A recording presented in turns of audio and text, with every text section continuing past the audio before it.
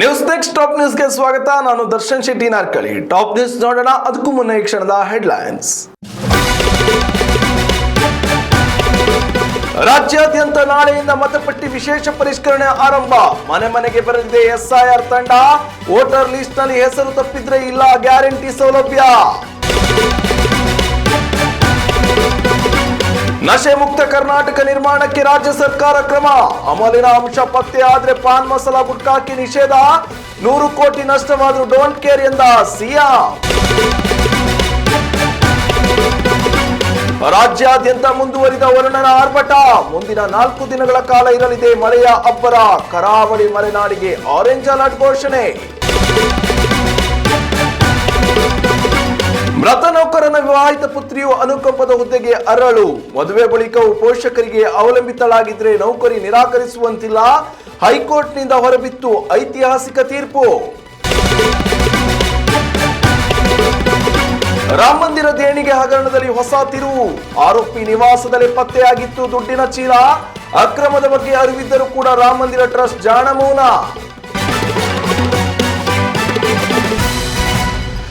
ರಾಜ್ಯಾದ್ಯಂತ ಮತದಾರರ ಪಟ್ಟಿಯ ವಿಶೇಷ ಸಮಗ್ರ ಪರಿಷ್ಕರಣೆ ಪ್ರಕ್ರಿಯೆಯು ನಾಳೆಯಿಂದ ಅಧಿಕೃತವಾಗಿ ಚಾಲನೆ ಪಡೆಯಲಿದೆ.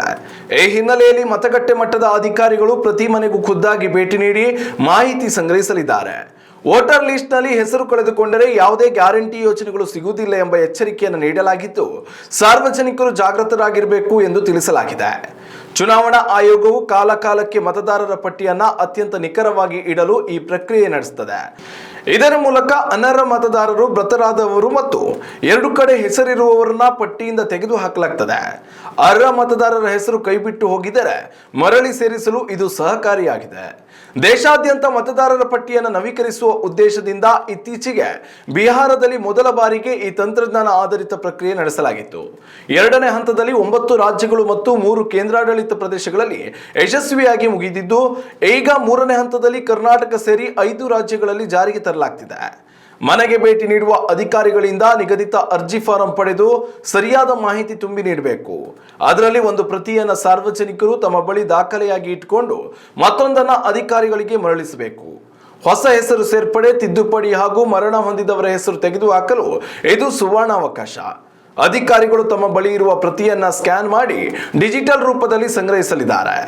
ಜೂನ್ 30ರಿಂದ ಜುಲೈ 29ರ ಒಳಗಾಗಿ ಬಿಎಲ್ಒಗಳಿಂದ ಮನೆ ಮನೆ ಭೇಟಿ ಕಾರ್ಯ ನಡೆಯಲಿದೆ. ಆಗಸ್ಟ್ 5ರಂದು ಕರಡು ಮತದಾರರ ಪಟ್ಟಿ ಪ್ರಕಟಣೆಯಾಗಲಿದೆ. ಆಗಸ್ಟ್ 5ರಿಂದ ಸೆಪ್ಟೆಂಬರ್ 4ರ ಒಳಗಾಗಿ ಹಕ್ಕು ಮತ್ತು ಆಕ್ಷೇಪಣೆಗಳ ಸಲ್ಲಿಕೆಗೆ ಅವಕಾಶ ಸಲ್ಲಿಸಲಾಗಿದೆ. ಅಕ್ಟೋಬರ್ 7ರಂದು ಅಂತಿಮ ಮತದಾರರ ಪಟ್ಟಿ ಪ್ರಕಟಗೊಳ್ಳಲಿದೆ. ರಾಜ್ಯದಲ್ಲಿ ಮಾರಾಟವಾಗುತ್ತಿರುವ ಪಾನ್ ಮಸಾಲ ಮತ್ತು ಗುಟ್ಕಾಗಳಲ್ಲಿ ಅಲ್ಪ ಪ್ರಮಾಣದ ನಶೆ ಅಥವಾ ಅಮಲು ತರಿಸುವ ರಾಸಾಯನಿಕ ಪದಾರ್ಥಗಳನ್ನು ಸದ್ದಿಲ್ಲದೆ ಬೆರೆಸಲಾಗ್ತಿದೆ ಎಂಬ ಗಂಭೀರ ಮಾಹಿತಿ ಸರ್ಕಾರಕ್ಕೆ ಲಭ್ಯವಾಗಿದೆ. ಈ ಹಿನ್ನೆಲೆಯಲ್ಲಿ ತನಿಖೆ ನಡೆಸಲಾಗ್ತಿದ್ದು, ಒಂದು ವೇಳೆ ಈ ಅಂಶ ಸಾಬೀತಾದ್ರೆ ರಾಜ್ಯಾದ್ಯಂತ ಎಲ್ಲ ರೀತಿಯ ಪಾನ್ ಮಸಾಲ ಮತ್ತು ಗುಟ್ಕಾ ಉತ್ಪನ್ನಗಳನ್ನು ಸಂಪೂರ್ಣವಾಗಿ ನಿಷೇಧಿಸಲಾಗುವುದು ಎಂದು ಮುಖ್ಯಮಂತ್ರಿ ಡಿಕೆ ಶಿವಕುಮಾರ್ ಅವರು ಎಚ್ಚರಿಕೆ ನೀಡಿದ್ದಾರೆ. ನಗರದ ಕಂಠೀರವ ಕ್ರೀಡಾಂಗಣದಲ್ಲಿ ಭಾನುವಾರ ಆಯೋಜಿಸಲಾಗಿದ್ದ ರಾಜೀವ್ ಗಾಂಧಿ ಆರೋಗ್ಯ ವಿಜ್ಞಾನಗಳ ವಿಶ್ವವಿದ್ಯಾಲಯದ 31ನೇ ಸಂಸ್ಥಾಪನಾ ದಿನಾಚರಣೆ ಹಾಗೂ ನಶಾಮುಕ್ತ ಭಾರತ ಅಭಿಯಾನ ಕಾರ್ಯಕ್ರಮದಲ್ಲಿ ಅವರು ಮಾತನಾಡಿದರು. ಸಾರ್ವಜನಿಕರ ಆರೋಗ್ಯದ ದೃಷ್ಟಿಯಿಂದ ನಮ್ಮ ಸರ್ಕಾರವು ಕಟ್ಟುನಿಟ್ಟಿನ ಕ್ರಮ ಕೈಗೊಳ್ಳಲಿದ್ದು, ಇಂತಹ ಕಾನೂನು ಬಾಹಿರ ಕೃತ್ಯಗಳನ್ನು ಯಾವುದೇ ಕಾರಣಕ್ಕೂ ಸಹಿಸುವುದಿಲ್ಲ ಎಂದು ಅವರು ಸ್ಪಷ್ಟಪಡಿಸಿದರು. ಜನರಲ್ಲಿ ತಂಬಾಕು ಮತ್ತು ಗುಟ್ಕಾ ಸೇವನೆಯ ಚಟವನ್ನ ಬಲವಂತವಾಗಿ ಅಂಟಿಸುವ ಉದ್ದೇಶದಿಂದ ತಯಾರಿಕಾ ಕಂಪನಿಗಳೇ ಈ ರೀತಿಯ ವ್ಯವಸ್ಥಿತ ಸಂಚು ರೂಪಿಸಿರುವ ಶಂಕೆ ವ್ಯಕ್ತವಾಗಿದೆ. ನಶೆ ಪದಾರ್ಥಗಳನ್ನು ಬಳಸಿ ಗುಟ್ಕಾ ಮಾರಾಟ ಮಾಡುವುದು ಸಂಪೂರ್ಣ ಕಾನೂನು ಬಾಹಿರವಾಗಿದೆ. ಇದರಿಂದ ಸಾರ್ವಜನಿಕರ, ವಿಶೇಷವಾಗಿ ಯುವ ಪೀಳಿಗೆಯ ಆರೋಗ್ಯದ ಮೇಲೆ ಅತ್ಯಂತ ಗಂಭೀರವಾದ ದುಷ್ಪರಿಣಾಮಗಳು ಉಂಟಾಗುತ್ತಿವೆ. ಈ ತಂಬಾಕು ಉತ್ಪನ್ನಗಳ ಮಾರಾಟದಿಂದ ಸರ್ಕಾರಕ್ಕೆ ಪ್ರತಿ ವರ್ಷ ಸುಮಾರು 100 ಕೋಟಿ ರೂಪಾಯಿಗಳಿಗಿಂತ ಅಧಿಕ ಆದಾಯ ಬರುತ್ತಿದೆ. ಆದರೆ ಸರ್ಕಾರದ ಬೊಕ್ಕಸಕ್ಕೆ ಬರುವ ಈ 100 ಕೋಟಿ ರೂಪಾಯಿ ಆದಾಯದ ನಷ್ಟದ ಬಗ್ಗೆ ನಾವು ಖಂಡಿತವಾಗಿಯೂ ಚಿಂತಿಸುವುದಿಲ್ಲ. ನಮಗೆ ಹಣಕ್ಕಿಂತ ರಾಜ್ಯದ ಜನಸಾಮಾನ್ಯರ ಆರೋಗ್ಯ ಮತ್ತು ಯುವ ಜನತೆಯ ಭವಿಷ್ಯವೇ ಅತ್ಯಂತ ಮುಖ್ಯವಾಗಿದೆ. ರಾಜ್ಯವನ್ನು ಸಂಪೂರ್ಣವಾಗಿ ನಶೆ ಮುಕ್ತಗೊಳಿಸುವುದೇ ನಮ್ಮ ಸರ್ಕಾರದ ಪ್ರಮುಖ ಗುರಿಯಾಗಿದೆ ಎಂದು ಮುಖ್ಯಮಂತ್ರಿಗಳು ಈ ಸಂದರ್ಭದಲ್ಲಿ ಗುಡುಗಿದ್ದಾರೆ. ಗುಟ್ಕಾ ತಯಾರಿಕಾ ಕಂಪನಿಗಳು ಇಂತಹ ಕೃತ್ಯಗಳಿಂದ ತಕ್ಷಣ ಹಿಂದೆ ಸರಿಯದಿದ್ದರೆ ಕಠಿಣ ಕಾನೂನು ಕ್ರಮ ಎದುರಿಸಬೇಕಾಗುತ್ತದೆ ಎಂದು ಅವರು ತಿಳಿಸಿದ್ದಾರೆ. ಕರ್ನಾಟಕದಲ್ಲಿ ಮುಂಗಾರು ಮಾರುತಗಳು ಸದ್ಯ ಅತ್ಯಂತ ಚುರುಕುಗೊಂಡಿದ್ದು, ವರುಣನ ಅಬ್ಬರ ದಿನದಿಂದ ದಿನಕ್ಕೆ ಜೋರಾಗ್ತಿದೆ. ಇದರ ಬೆನ್ನಲ್ಲೇ ಹವಾಮಾನ ಇಲಾಖೆಯ ಮುಂಬರುವ 4 ದಿನಗಳ ಕಾಲ ರಾಜ್ಯಾದ್ಯಂತ ವ್ಯಾಪಕ ಹಾಗೂ ಭಾರಿ ಮಳೆಯಾಗುವ ಮುನ್ಸೂಚನೆಯನ್ನ ನೀಡಿದೆ. ಸುರಕ್ಷತೆಯ ದೃಷ್ಟಿಯಿಂದ ಕರಾವಳಿ ಮತ್ತು ಮಲೆನಾಡಿನ ಜಿಲ್ಲೆಗಳಲ್ಲಿ ಜುಲೈ 2ರವರೆಗೆ ಹವಾಮಾನ ಇಲಾಖೆಯು ಆರೆಂಜ್ ಅಲರ್ಟ್ ಘೋಷಿಸಿದೆ.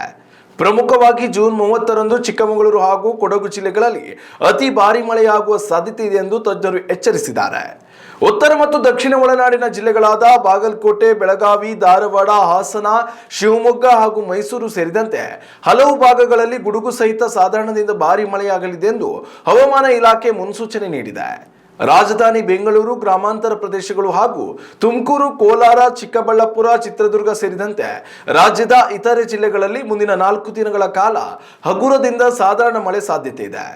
ಮಳೆ ತೀವ್ರತೆ ಹೆಚ್ಚಿರುವ ಹಿನ್ನೆಲೆಯಲ್ಲಿ ಕರಾವಳಿ ಭಾಗದ ತಗ್ಗು ಪ್ರದೇಶದ ನಿವಾಸಿಗಳು ಎಚ್ಚರಿಕೆಯಿಂದ ಇರಲು ಮತ್ತು ಮುನ್ನೆಚ್ಚರಿಕೆ ಕ್ರಮಗಳನ್ನು ಅನುಸರಿಸಲು ಸೂಚಿಸಲಾಗಿದೆ.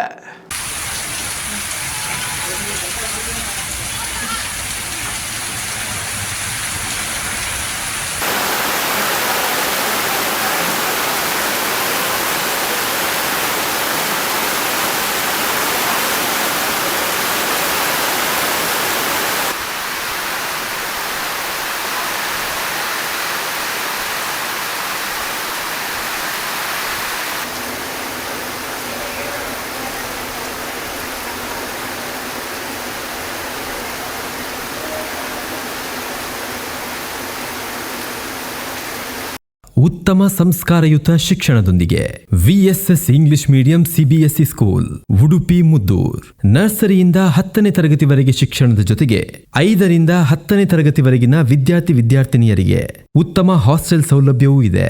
ನಿಮ್ಮ ಮಕ್ಕಳ ಪ್ರವೇಶಾತಿಗಾಗಿ ಈ ಸಂಖ್ಯೆಗೆ ಕರೆ ಮಾಡಿ.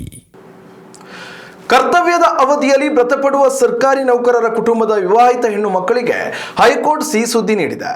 ತಂದೆ ಅಥವಾ ತಾಯಿಯನ್ನ ಕಳೆದುಕೊಂಡು ಸಂಕಷ್ಟದಲ್ಲಿರುವ ಅವರನ್ನೇ ಸಂಪೂರ್ಣವಾಗಿ ನೆಚ್ಚಿಕೊಂಡಿದ್ದ ವಿವಾಹಿತ ಪುತ್ರಿಯರಿಗೂ ಅನುಕಂಪದ ಆಧಾರದ ಮೇಲೆ ಉದ್ಯೋಗ ಪಡೆಯುವ ಸಂಪೂರ್ಣ ಹಕ್ಕಿದೆ ಎಂದು ಉನ್ನತ ನ್ಯಾಯಾಲಯವು ಐತಿಹಾಸಿಕ ತೀರ್ಪು ಪ್ರಕಟಿಸಿದೆ. ಕೇವಲ ಮದುವೆಯಾಗಿದೆ ಎಂಬ ಒಂದೇ ಕಾರಣಕ್ಕೆ ಇಲಾಖೆಗಳು ಇಂತಹ ಅರ್ಜಿಗಳನ್ನು ತಿರಸ್ಕರಿಸುವಂತಿಲ್ಲ ಎಂದು ನ್ಯಾಯಪೀಠ ಸ್ಪಷ್ಟಪಡಿಸಿದೆ.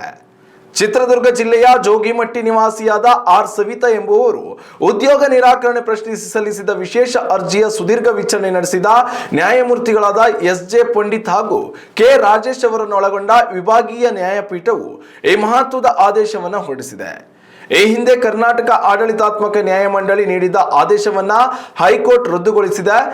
ರಾಜ್ಯ ಸರ್ಕಾರದ ನಾಗರಿಕ ಸೇವೆಗಳ 1996ರ ನಿಯಮಗಳ ತಿದ್ದುಪಡಿಯ ಅನ್ವಯ ಕುಟುಂಬ ಮತ್ತು ಅವಲಂಬಿತರು ಎಂಬ ಪದಗಳ ವ್ಯಾಖ್ಯಾನವು ಅತ್ಯಂತ ವಿಶಾಲವಾಗಿದೆ.